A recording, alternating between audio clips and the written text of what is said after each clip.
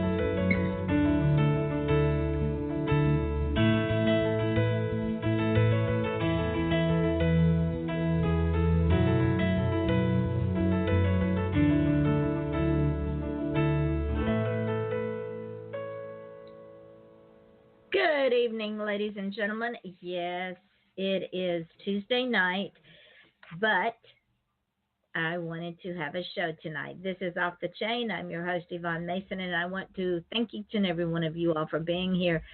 And we have a very special, wonderful guest who I just absolutely adore because she thinks like I do, and we'll get to her in a minute. But first, I want to say thank you for all of you all that keep this show going. As you all know, it's not my show, it's your show.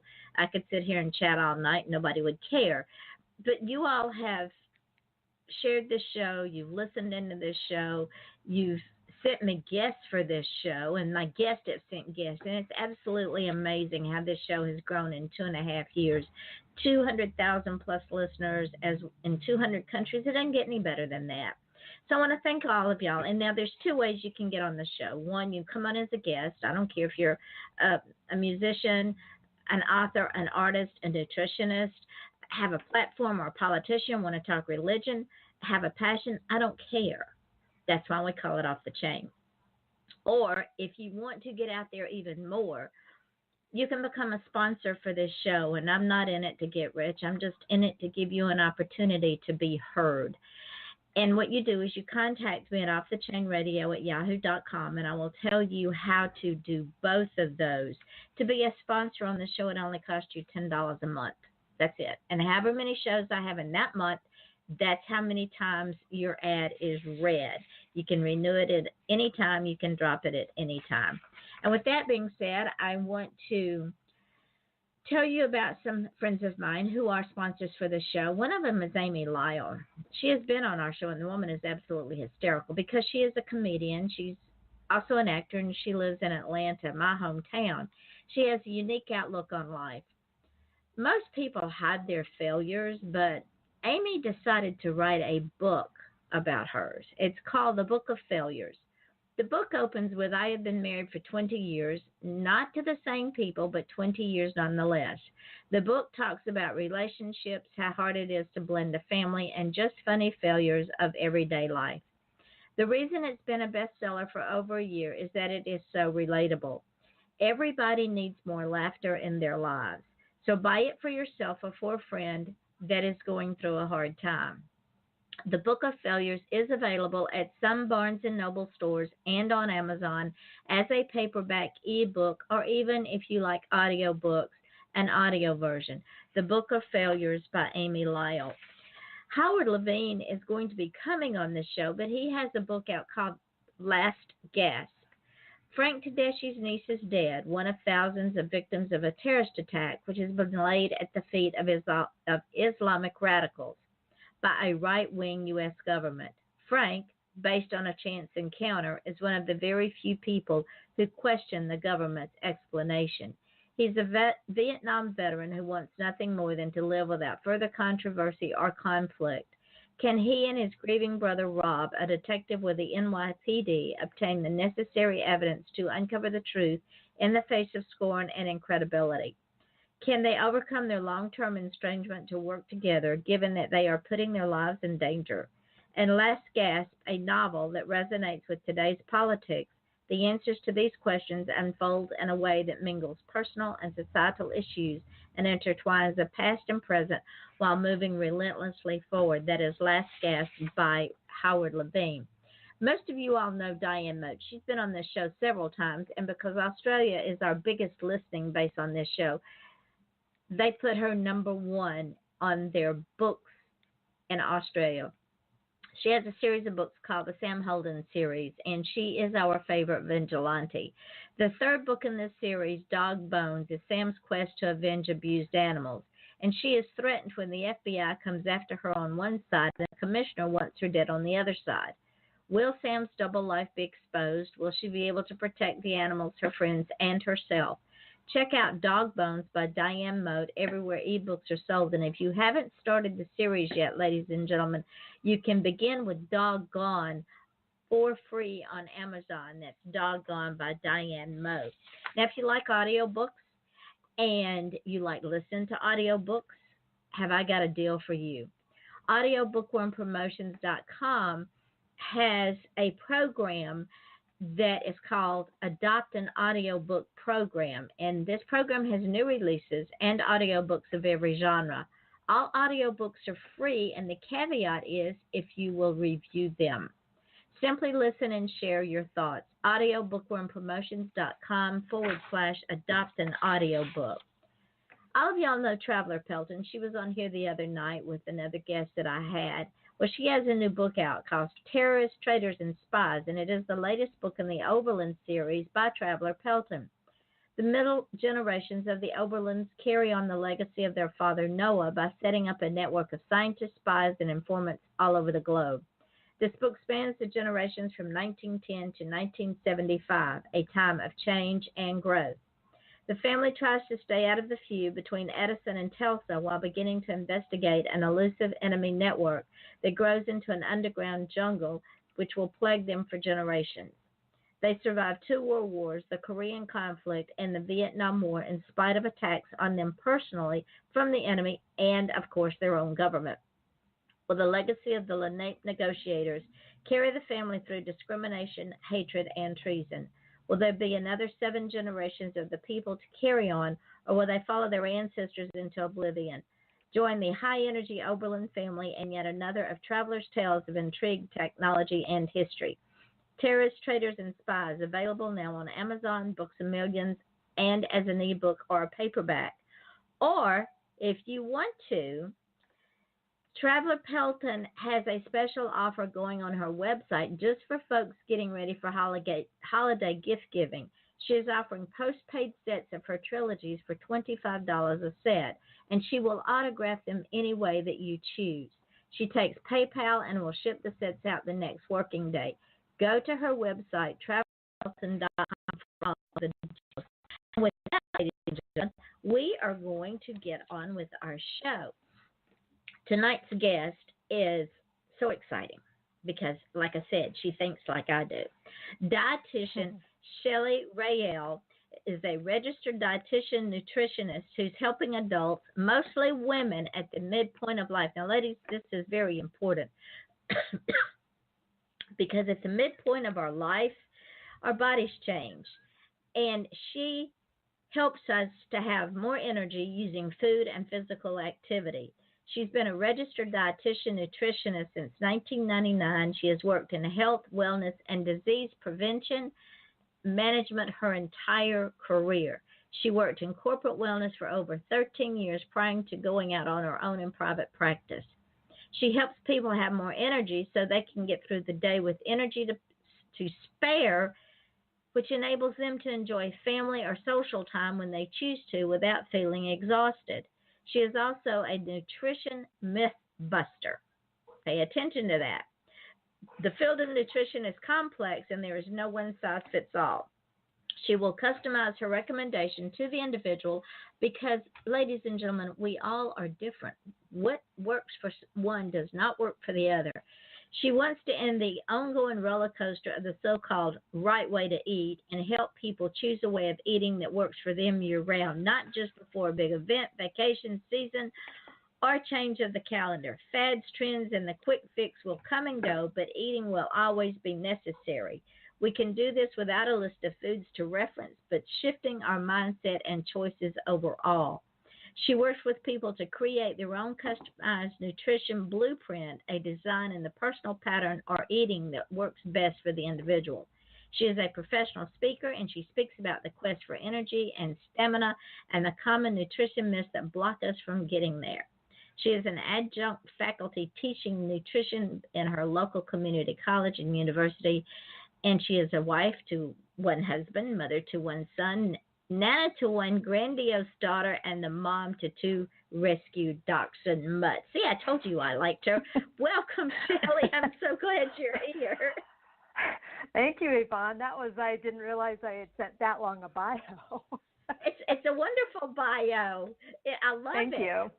Because you practice what I have been doing all of my life. Good. I'm glad to hear that. Yeah. What made you go into nutrition and dietary, the dietary field in understanding that not one size fits all? Because all the commercials you see, most of the dietitians you meet, they all say, well, you've got to do this. Well, it might not work for me. Right. Well, I got interested in it. I didn't know I was interested in it until I was a couple of years into college, and I was in a class, and I couldn't believe that person was getting paid to tell me about what I thought was common sense nutrition information. Well, it turns out my mom raised us pretty healthy. She was self-educated, and she was way ahead of her time when it came to understanding how food and nutrition affected our body. So when I found out that this was something I could get a degree in and get paid to talk about, I was in. I didn't know at the time how much science it was, But I was so passionate about the field and making sure, wanting the world to know how nutrition can affect our health and really affect it before we get sick. Because in our society, people address their nutrition after they're unwell, after they've gotten sick from something, for the most part.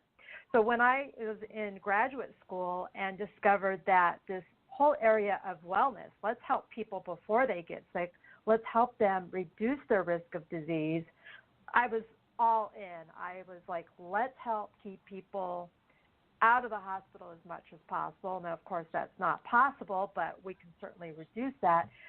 And that's why I'm so passionate about this. I want to get the information out to people that we don't have to wait to get sick to make any changes to our lifestyle. That's nutrition, exercise, other lifestyle factors. Would it be fair to say, Shelley, because like you, I grew up with a mother that just knew about nutrition, and it's because she grew up with the mother that grew her own vegetables. Growing up at my grandmother's house, we very seldom had meat. It was vegetables out of the garden, and a lot of it was due because they couldn't afford it. But right. I think we were healthier for it.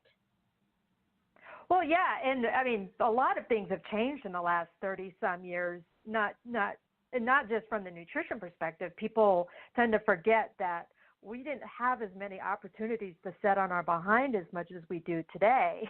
And that's true. All the screens and all the reasons we can sit without having to expend energy.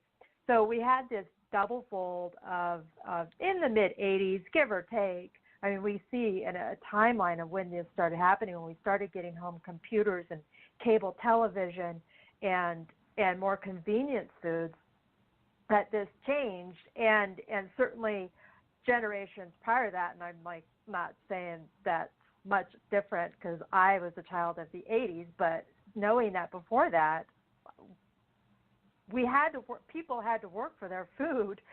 Yes. Maybe not as literally as farming it, but there was less opportunity to sit around. So that's really, it's multifactorial is what I tend to tell people. And you brought up a good point in the fact that we're such a society now of hurry that it's easier to go into the grocery store and pull off something that's frozen and take it home and throw it in the microwave. And here, kids, but what they don't do is stop and look at the ingredients. There is nothing real in any of that food. It's all processed.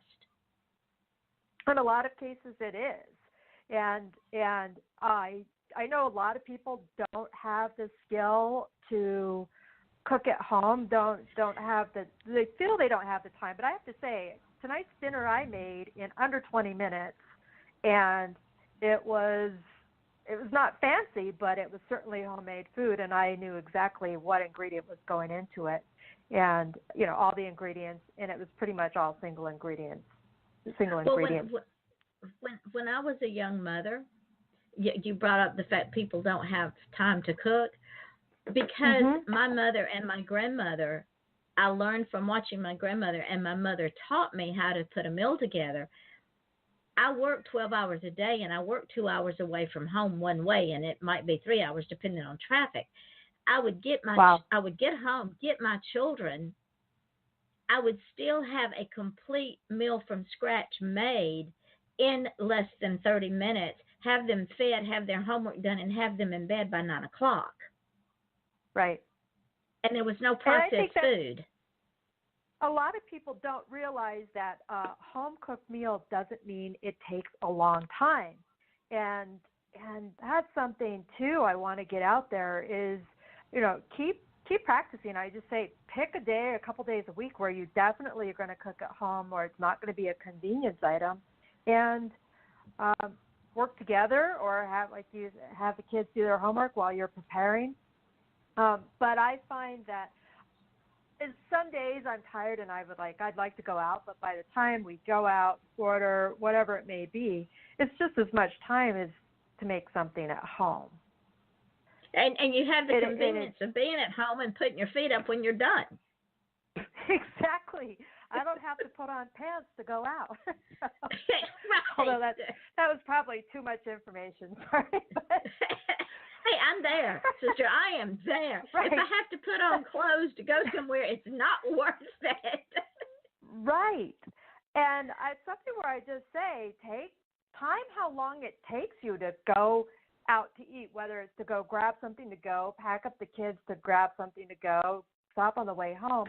A lot of times it's the same amount of time and sometimes even longer to go out than it is to cook something at home. But we also know exactly what's going into our food when we cook it at home. Right. And the thing is, when you go and pick, let's say we've got a couple of kids, a couple of them are in car seats, you've got diaper bags, you've got purses, you've got files, you've got 2 kids, you've got takeout. Right. Well, by the time you struggle to get all that unloaded and in the house, you throw the kids in the high chairs, you throw it in the microwave, right. you make it taste like rubber chicken, then you throw it. Right. I could have cooked something and it would have been hot and fresh, and the kids wouldn't have said, Ma, I don't like that. Right, right. And like I say, I didn't say it tonight, but I know there's a lot of people who didn't grow up learning how to cook. My dad always said, and he learned it from his mom, you got to be able to know how to feed yourself and how to make a decent meal. So it was a requirement that I did it at least once a month when I was growing up, which I thought was absolute torture, but it was a good thing. But there's a lot of people who don't know how to cook, and I acknowledge that. I tell people, you don't even need to buy a cookbook. You can just search for 10-minute recipes, 20-minute recipes. I encourage people to take 10 to 15 minutes to plan for tomorrow's meals, or half an hour to plan a week's worth of meals.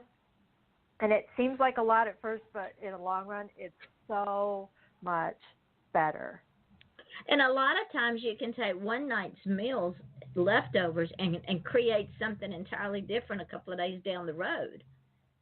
Absolutely. Absolutely. And in our house, I work from home, but our dinners are 3 servings, so my husband has lunch the next day, and he always takes his lunch to work. And he's much healthier for it, I'm sure, than having to worry about going out to eat somewhere. And another thing that Shelley, that I have found in our society is, especially when we work in corporate America, we're either eating at our desk, we're not eating at all, or we're rushing out to grab something, wolfing it down, not giving our bodies time to digest the bites, and then wondering why we have acid reflux and why our stomach hurts and why we feel bloated and tired all the time. Right. And I ate at my desk a lot when I was at my corporate wellness job. I ate at my desk a lot because I was teaching a lot of lunchtime classes. So I was the one standing there doing lunch and learns while other people were eating. But I wouldn't be eating till 1:30 in the afternoon. So I actually was grazing throughout the day, which isn't a big thing. And that's something where some people need to have their meals at certain time intervals. Others of us will eat throughout the day. It's not a right or wrong. It's just personal preference. But and that brings one thing up. that you. Go ahead. Yeah, go ahead, Yvonne.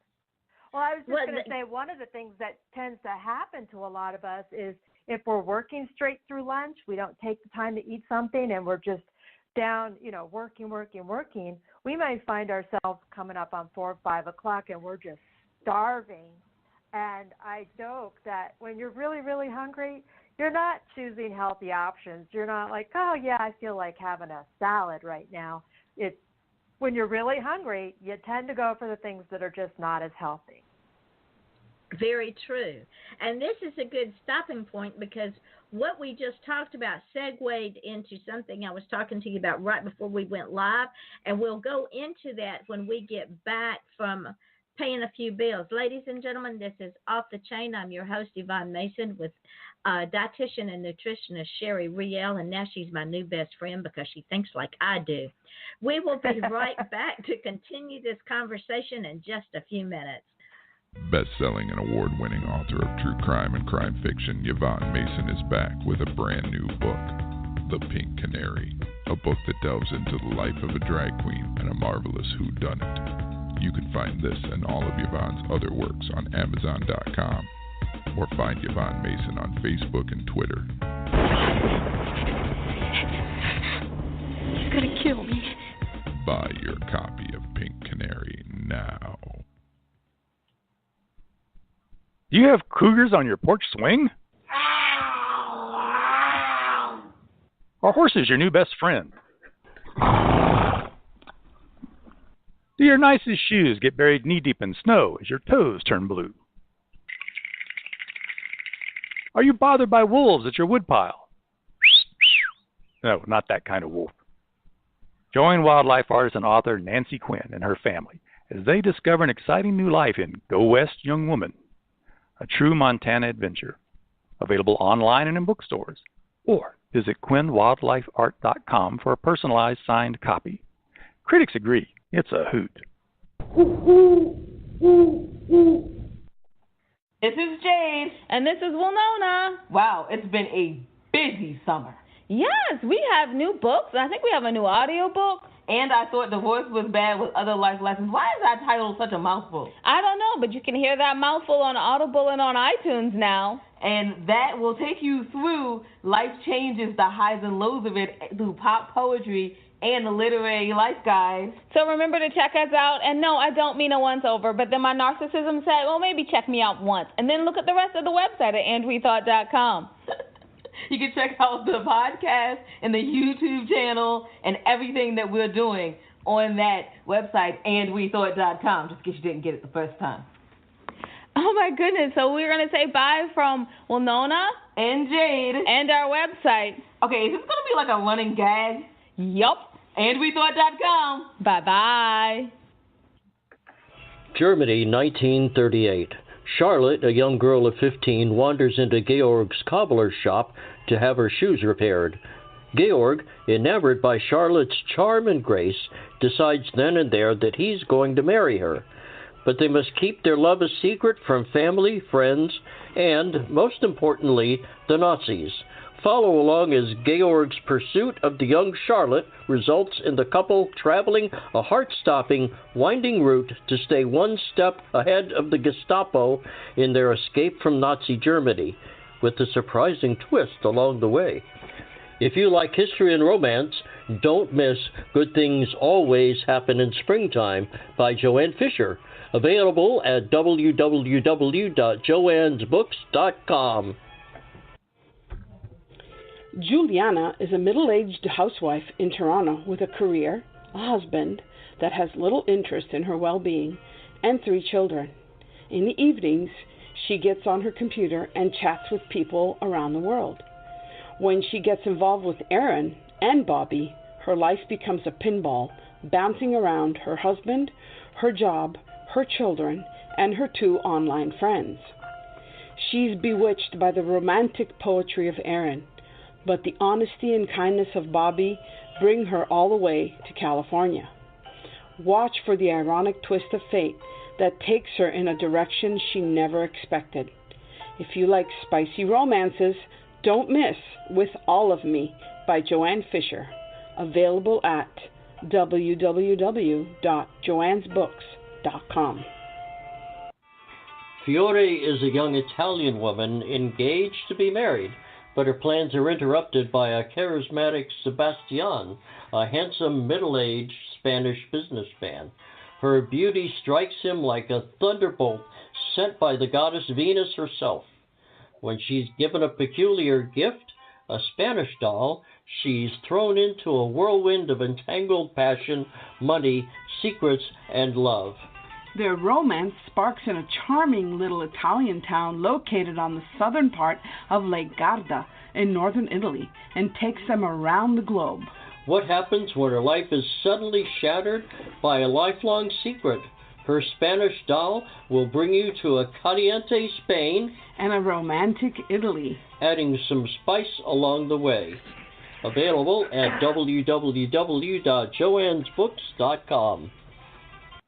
And we are back. This is Off the Chain. I'm your host, Yvonne Mason, with my guest, nutritionist and dietitian, Shelley Rael. And before the break, we were talking about how some people have to eat at a certain time while others sort of nibble all day long. My mother used to call it eating like a bird, because you eat a little bit now and you eat a little bit later. And she and I both agree that it's whatever works for you. However, the caveat to that is, my husband was an insulin-dependent diabetic, and we found the best for him was to eat about the same time every day, not large meals, medium meals, and then as his sugar levels spiked or dropped, depending on whatever his pancreas decided it was going to do, have snacks, and not just junk snacks, but to have healthy snacks.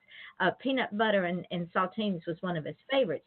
And Shelley, that finally got his sugar levels to the point that his shot ratio kept going down. That sounds exactly right. I'm not surprised at all. And a lot of my recommendations, I'm one of the people where I get blood sugar lows. I don't have diabetes, but I do understand how it all works, of course.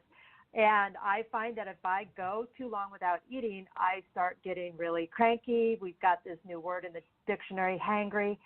But I look at persons with diabetes, especially type 1, who can't go too long without eating, or there's all these potential issues. So eating on a consistent basis, and I find for a lot of people, not everyone, as we've said already a couple times, it's individualized, that eating at consistent intervals is going to help all of us maintain a decent blood sugar level. Persons with diabetes do have to be monitored much more closely, especially with type 1. There's no messing around with that, but I'm not surprised that you found when there was that consistency, and the snacks that had the little bit of protein and healthy fat in there to go with the carbohydrate of crackers. It's a nice balance to keep things more steady. And what we also found out is there are a lot of myths about how you get diabetes and how you eat. And one of the myths is, well, you can't eat sugar because that causes your sugar to go haywire. That is a lie, ladies and gentlemen. That's not the reason. The reason is the pancreas doesn't do its job. And type 1 diabetes, a lot of people don't understand the differences. But as you know, I'm sure, type 1 diabetes is an autoimmune disorder where the pancreas got damaged. Now, the type 1 diabetes that your husband had is not as common as type 2 diabetes, but we do address it. And I really feel frustrated when people feel a need to what we call victim blame when somebody is diagnosed with a disease. It's like, what did you do? You ate too much sugar. Well, that's not how it works. No. That's and not the what thing happened. The thing is, he started out what they used to call type 1 and type 2. He started out as type 2 taking pills. Well, after a time, the pills stopped working, and the pills were actually causing more damage than good. So that's why we went to the insulin, to the shot, which was a wonder drug to us. And another thing, another myth is, well, you can't eat this or you can't eat that. That's baloney. You can eat anything you want to in moderation, because if you don't eat what your body tells you it wants, that does more damage. Right. And that's something where I say this a lot. And even people with certain health conditions like diabetes, that's one of the most common myths that you touched on there, Yvonne, is that people like you said a couple of minutes ago, you can't have sugar. Yes, you can. You just need to have it in the context of a meal or a snack. And you don't need to eliminate certain foods. You just need to put it in the context of the overall diet. And that's true for pretty much everybody. I would say, if you're allergic to peanuts, probably stay away from the peanuts. But Yeah. that's different. That's different. But people are often like, oh, the person with diabetes can't have ice cream. Actually, they can if we made sure they had a good meal beforehand, in the sense that we don't want to just give them a bunch of ice cream and then just see what happens. That's not a good idea. But it can be integrated into their diet. And that is, like you said, it's a persistent myth that a lot of people are surprised when I say, yeah, you can have ice cream. You just need to fit it into your overall diet, not live on it. And not make it your Although diet. I wish we could sometimes. Well, here lately I want to live on it. Well, Yeah. here lately I have been making ice cream my diet. I mean, it just seems to be the only thing that works anymore. But that's okay. I'll get over it. I've reached that certain age, Shelley, to where, what the hell, it doesn't really matter anyway. Right. And that's something, too. I tell this story all the time, and I say it in full disclosure. I was still young and not recognizing that rules could be broken. I was when I was going to school, when I was in undergraduate school and college, and I was one of the young ladies that would deliver meal trays to the patients in the hospital. And the nurse called down and said, we have a woman whose 96th birthday is today. Can she have some cake? And I was like, no. She's on a cardiac diet. She can't have cake. And 2 minutes later, I'm like, what was I thinking? And I called up the nurse. I said, I'll be right there. They were like, yeah, we thought you were pretty, that was pretty crazy. I was being a single track mind there, realizing at least a couple minutes later, I realized how ridiculous. She's 93 years old. What does it matter? Yeah, right. Really. What's the worst that could happen? If that was her last meal, so what? And go with sometimes God. People are still like that. Right. And I say that, people still think, well, gosh, that was awful of you. And I'm like, what would have been awful if I hadn't realized how silly I was being? I was just following the rules. It's okay. I learned a lesson. And on that vein, ladies and gentlemen, if you go to Shelley's website, this is why I say that she's my new best friend, because one thing that popped right out of her website and right into my face is, are you ready for this? I just love it. Quote, if you want dessert first, eat it first, end quote. So if you're out to dinner and you want dessert first, then eat it, right? Exactly. I say, if you're worried about saving room for dessert, then have the dessert first. It's in the big picture of life, really, that's not the worst thing. And if you're only eating dessert, we should talk. But, it's not a big deal. No, who's the one that dictates that order anyway? Who came up with this? So. I don't know, but let's go find them and hurt them. Yeah. Well, I used to sit at these luncheons where the dessert was on the table before they served us the meal, so I would start eating it, and people would be like, oh, my gosh, you're eating the dessert? And I'm like, well, it's there, so what's the big deal? It's my aperitif, Right. Think of it as salad. Right. Yeah. It's like I said, who's the one that said that we have to have the sweet at the end of the meal? We could have the sweet before the meal and have the salad after the meal. It's just these rules are, in a lot of cases, are these random rules that I don't know who came up with.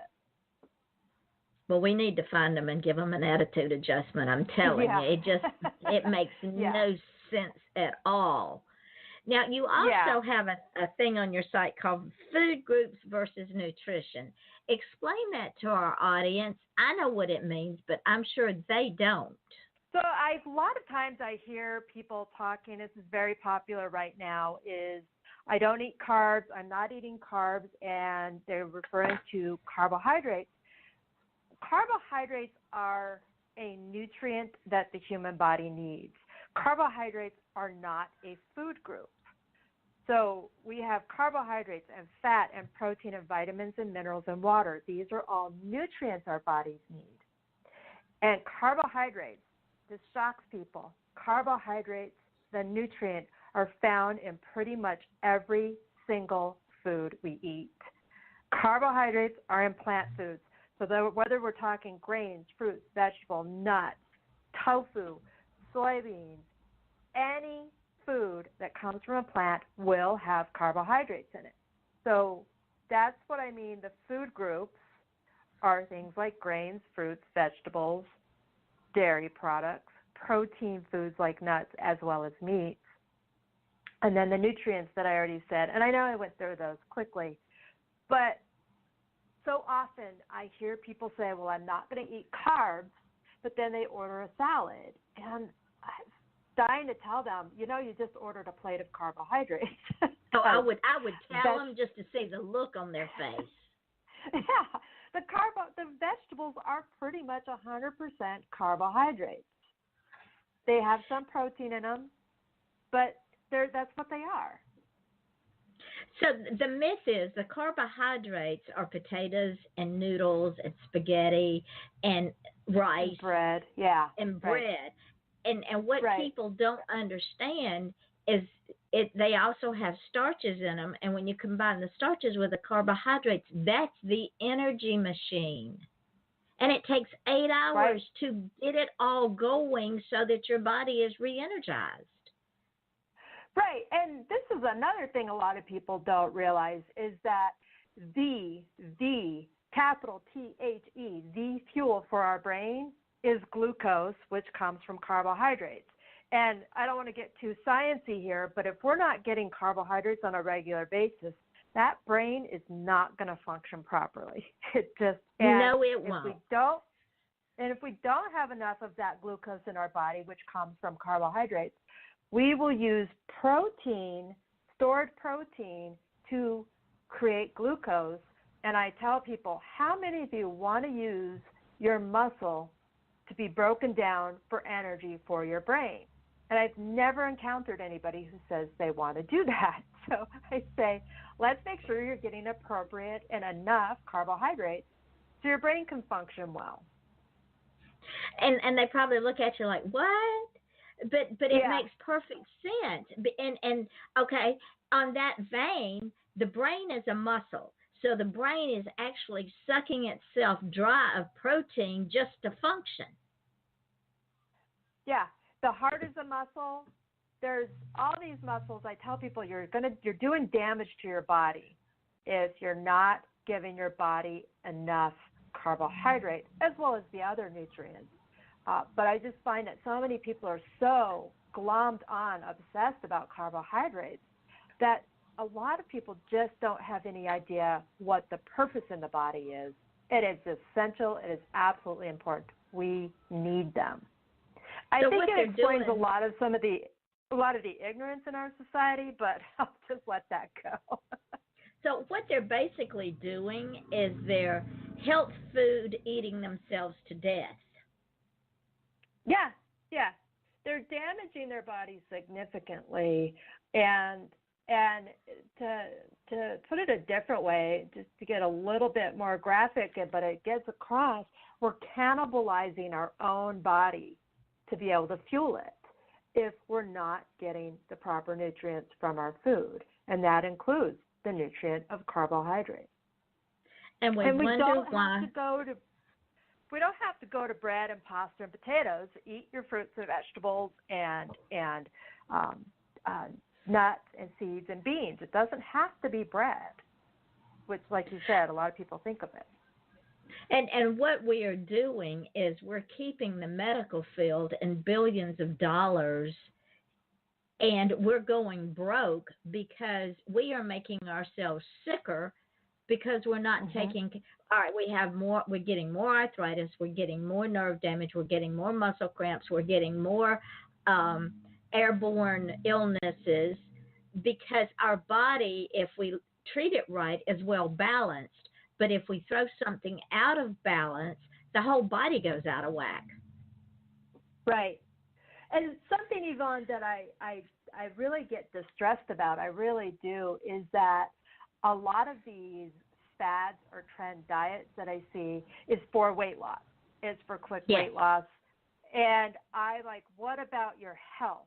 So you want weight loss now at the expense of your long-term health. And I understand not everybody sees the long game on their health, But to lose weight this month, this week, the rest of this year, but really have a higher risk of chronic disease in the next couple years for looking good today, I'm like, let's think about this here. Which do you want? Well, I'm sorry to say a lot of people want the weight loss today, and they don't often think about the long-term health, which as we know, the long-term health, that's really going to be really tough at the end of life for a lot of people. Yeah, because they're not going to be 20 all their life. At some point, they're going to reach 70, 80, and that's when the body really breaks down. And if you haven't taken care of it, and I don't mean running 6 miles a day and eating no carbs and living off of water. Right. By the time you get 80, you just might as well lay down and die because the body's done and the internal organs are done. They're tired of fighting with you. They're going to just say, okay, I'm through. Yeah, and I saw relatives of mine where last 10, 12 years of their life was unhealthy. And it was a lot of it related to earlier lifestyle choices, where I tell people I want to, have it be my last 18 months or 12 months. That would be the worst part, not the last 12 years. And there's no way we can't predict any of this. Who knows what can happen tomorrow. But we've got to take care of this one body that we have, because we have to, and it's going to take us all the way. And it's like a car. It will tell you what it needs if you listen, and it will tell you what to stop doing if we listen. And I think sometimes we're so intellectually stupid that we ignore the signs, and to our detriment. Yes. I've heard of many cases, and these are friends or friends of friends where, like, oh, he'd been having back pain for so long. Well, it turns out he had cancer in his spine. It's like, what? How could you live that long ignoring these things? And lots of people do ignore their bodies screaming at them something's wrong, but in our go society, people are like, nope, I can't stop and think of this right now, which that's not going to go well in the long run for a lot of things. And on that same vein, Shelley, while we're talking about good nutrition and eating the right foods for us, what might be right for me might not be right for someone else. Doesn't mean it's right or wrong. It's just the way my body is I don't know. My body has its own life form. I have no control. Yeah. It does what it wants to do. But in that same vein, we also have to understand that we have to listen to it when it says, okay, feed me this, whether we like it or not. For instance, let's just say Joe Blow doesn't like asparagus, but all of a sudden he has this craving for asparagus. His body needs something in that asparagus. It's telling him, feed me, Seymour, please, because if not, something's going to happen. But then we have to turn around, and when the body says, okay, fool, now it's time to lay down and rest so that I can regenerate, and we don't do that, that is just as detrimental. Absolutely. The body will shut down. I've had a couple of people tell me they literally physically collapsed because they'd been going so long without resting the body. And a lot of us will pick up if you start getting sick. You're like, I'm not feeling that great. Something's wrong, and you need to slow down. People need to slow down. And what is happening? Why am I not feeling well today? And there was a couple of weeks ago I wasn't feeling great. Well, I've been pushing myself, and I just needed to take a day and not think about anything, and I was fine afterwards. But our immune system is also related to our nutrition, and when we aren't eating well, we're more likely to get sick. When we're eating better, we're less likely to get sick. And I'm talking about things like the flu or the cold or whatever's going around that people are spreading. You're going to be better off or more resistant to it if you're eating well and resting and doing activity. And would it also be fair to say, Shelley, that if we don't, we get enough rest, we eat the foods that are good for us and not like you and I've talked about, what may be good for Joe Blow might not be good for you or for me. Right. And that we stay hydrated with water, because we should know our body is 75% water. And if we don't stay hydrated, the body says, okay, idiot, watch this. I'm going to store all the water that's from your body, and I'm going to bloat you up like a balloon because you're not giving me any. So I'm just going to keep what I've got. Right. Right. We'll start retaining water. So a lot of people don't realize that if you're retaining water, actually one of the best things to do is to drink more water. Exactly. And it sounds counterintuitive. I acknowledge it does sound wrong. It doesn't seem to make sense, but I just say, trust me on this. And the other thing is, a lot of people, it's one of these myths, a lot of people have this particular number that goes in their head about how much water they should be drinking. And I tell people, go by the color of your urine. So the more clear, pale yellow, you're well hydrated. But if we're talking like it looks like apple juice, you need to drink some more water here, unless you have a kidney disorder, which hopefully you already know that. But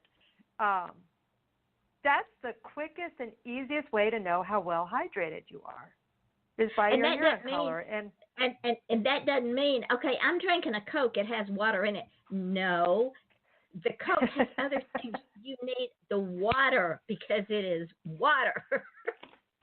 Right.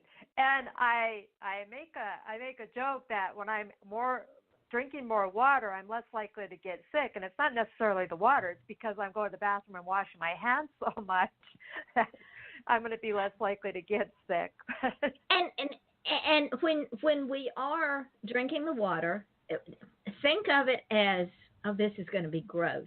But think of it as we are literally flushing all the toxins out of our system.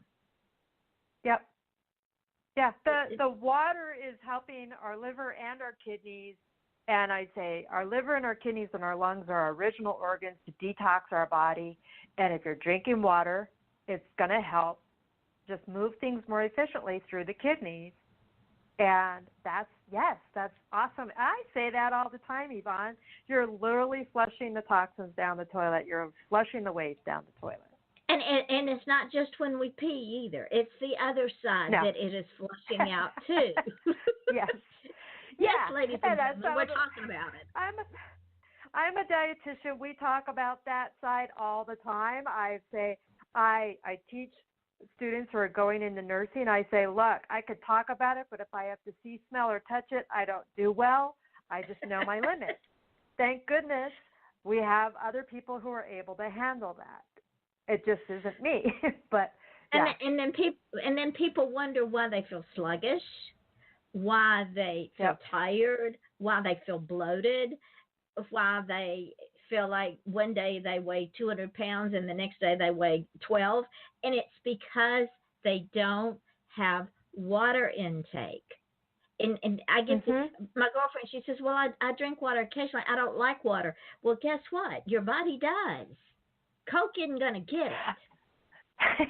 Well, and it's so interesting when people say they don't like water, they don't like the taste of water. Well, okay, let's get something in there that's going to help it. If you need to slice cucumber, lemon, whatever needs to do, let's get it in there. In the winter, I don't like cold water, so I have room temperature water. Big deal. What's the big deal? Nothing. Absolutely nothing. Exactly. As long as I'm drinking it. Yeah. And people get lemon water. All worked up about whether hot water, cold water. I'm like, just drink the water. Let's not get hung up on those details. If you're in a desert and somebody finds you and you're half dead from lack of water and they give you a canteen of lukewarm water, are you going to turn it down? I think not. No.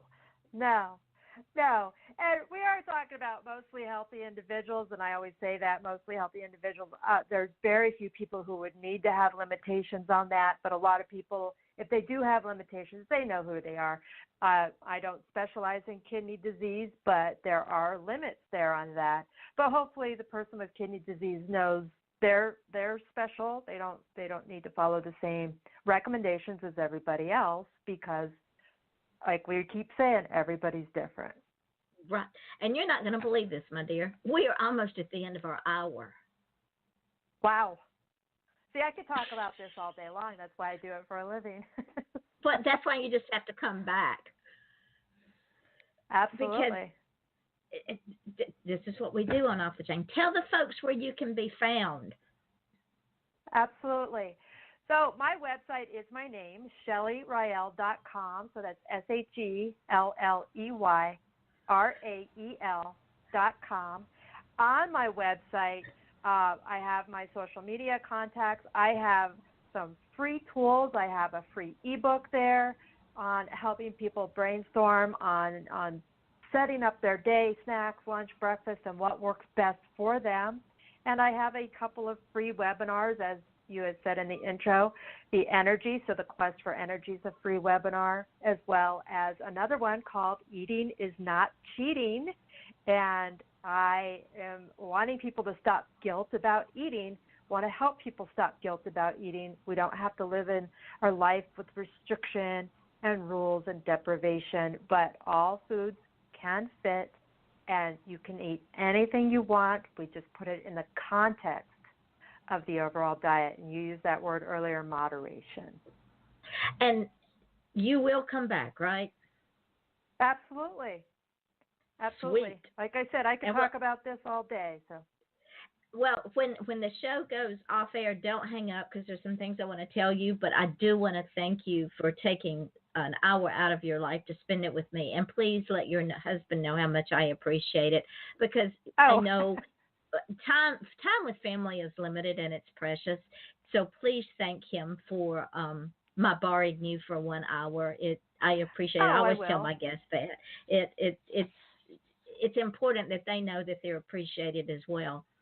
And ladies and gentlemen, y'all know this show is as varied as the day is long. I hope that you all learn something about food and eating and being well and healthy, and carry that with you wherever you are in the world, and learn that all things are good in moderation.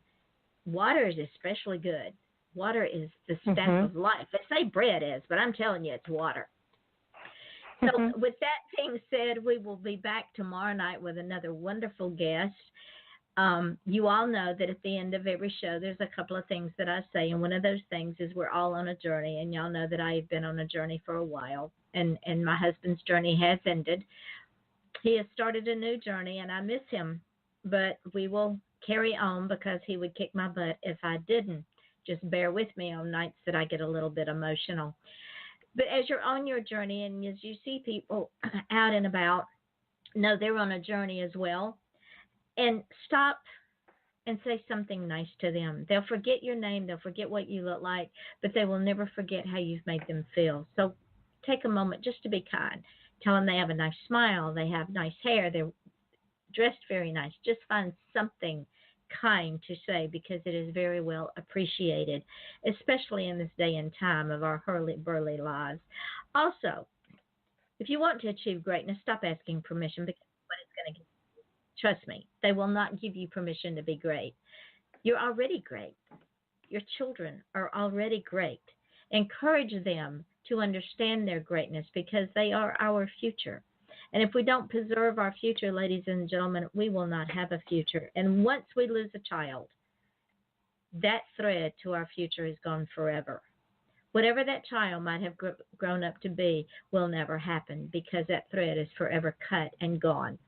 So treasure our children, love yourselves, love your children, love your spouses, love your partners.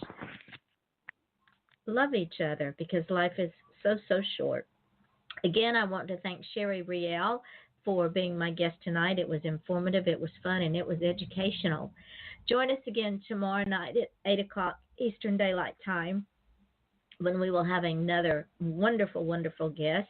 Shelley will be coming back to visit us. She's got me all tongue-tied and excited. And we will have shows all through the week. probably will be off Saturday night, but up until then, we will have a show every night of the week. So join us again tomorrow night at 8 o'clock Eastern Daylight Time. I am your host, Yvonne Mason, and this is Off the Chain as always. Until tomorrow night, good night.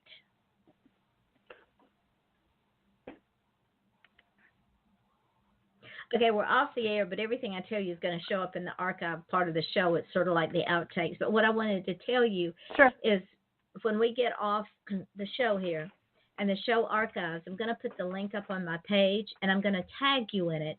And my gift to you is to take that link and put it everywhere in your social network so people can listen to the show. Tomorrow, I will put it up on SoundCloud and SoundCloud, Spreaker, podcast.com, and Podcast Garden. I will send you those links. It automatically goes up on iTunes and YouTube, FM.com, TuneIn Radio, Stitcher. It goes up on 2 channels on iHeartRadio, Southern Chats with Yvonne Mason and Off the Chain. It goes up on Reverb Nation.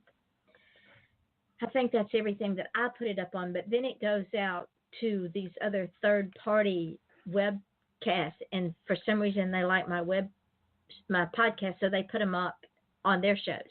So you're going to be heard in over 200 countries and 200,000 plus listeners, but I will send you those links to those podcasts and let you post those and post them and tag you so that you can go and share those as well. Fantastic. Amazing. But so you're quite gonna, a reach. It is a reach. It's a God-given gift. He gets all the glory because for some reason I guess he thinks that I have a venue to help people share their knowledge and make it become wisdom. That's great. Oh my gosh, Yvonne, I use that term all the time. I want to share my knowledge. That's I don't hear that phrase very often. So that's amazing. Well, thank you, my darling, and I can't wait to bring you back. Thank you. It was fun chatting with you. It always sounds so cliche to say that, but it really was. It really was. Well, I try to make it fun and entertaining as well as people to learn things, and I think they learn better when it's not dry and droll. It's fun, and we can go off on tangents and then wrap back around and do all the things. That's why I don't have a scripted show, because it's much more fun just chatting. Yeah, it is. It is. I've done one scripted show. It was so, I didn't feel authentic, and I like going the very casual, let's have a conversation.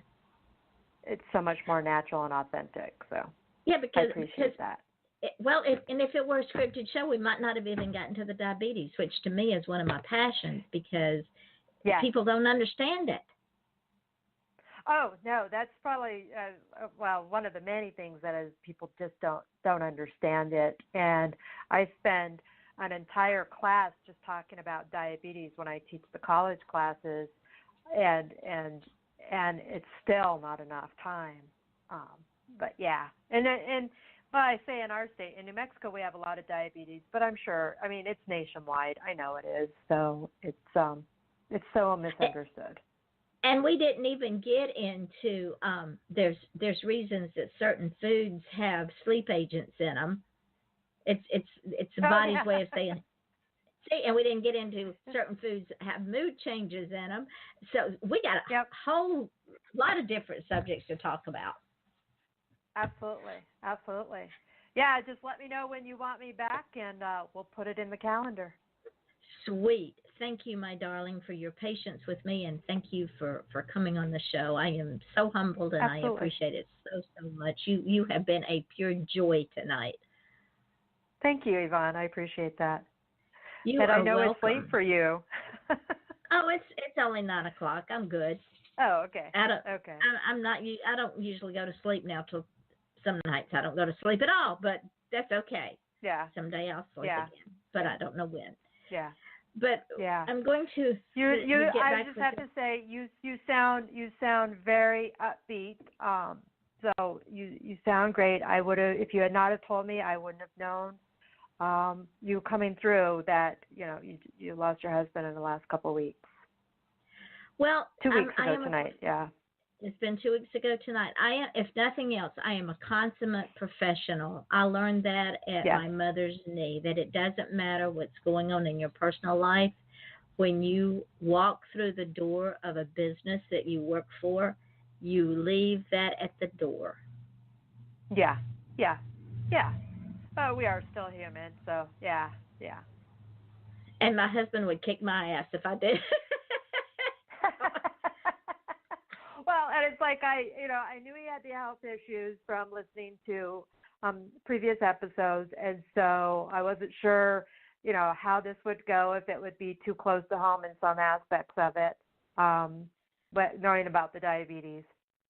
But you brought it up, so I went there. Well, and I don't mind talking about it, because if my husband's death and the illnesses that led up to his death, because see, he became an insulin-dependent diabetic, and because of the diabetes, he wound up with congestive heart failure, and he had already had 5 bypasses, and only 2 worked. The bottom part of his heart was completely dead because the 3 arteries that go to that part of the heart were gone. He also had stage 4 kidney failure. And then at the end, he had complete liver failure. He also had macular degeneration, and he also was losing his eyesight from the diabetes. So the diabetes itself exacerbated and created other health issues. And before he and I got married, he did not take care of himself.